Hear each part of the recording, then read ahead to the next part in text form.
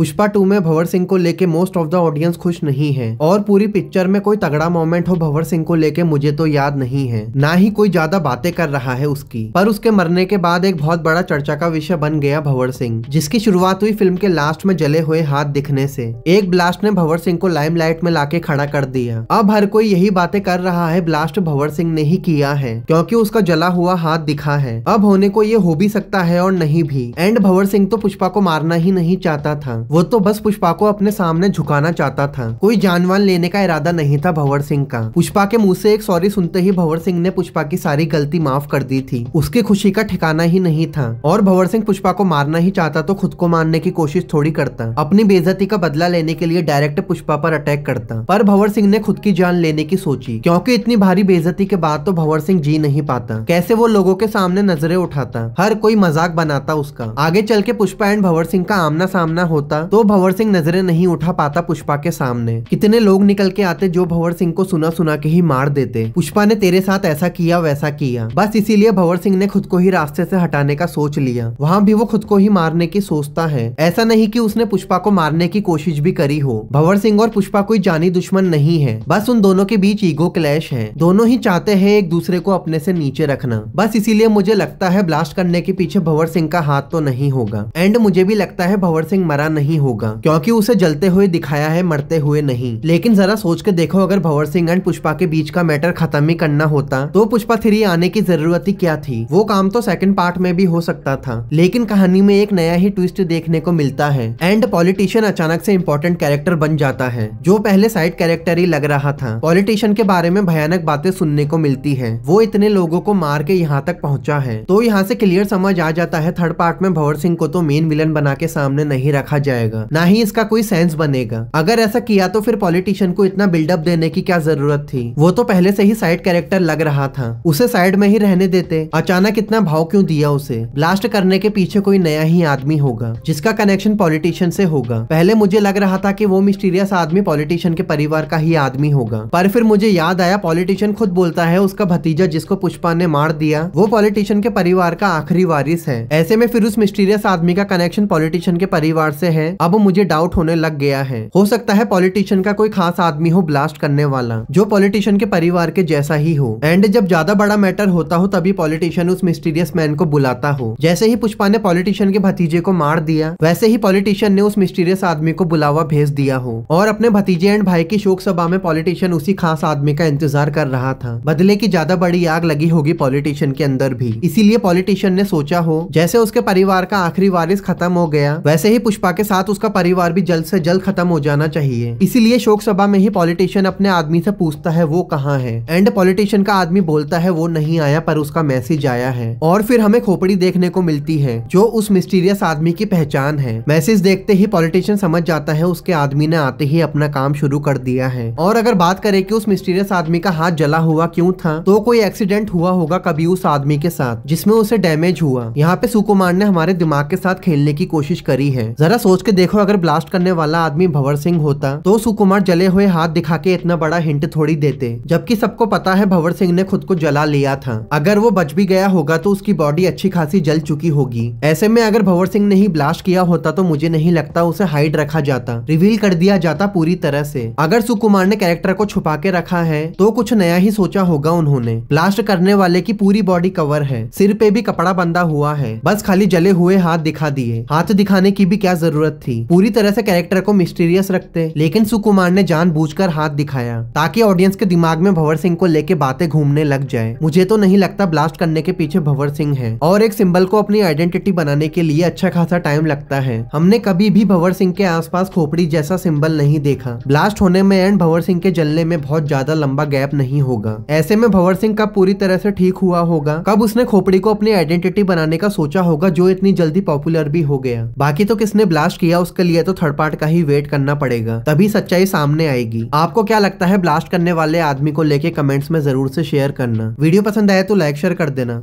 Bye.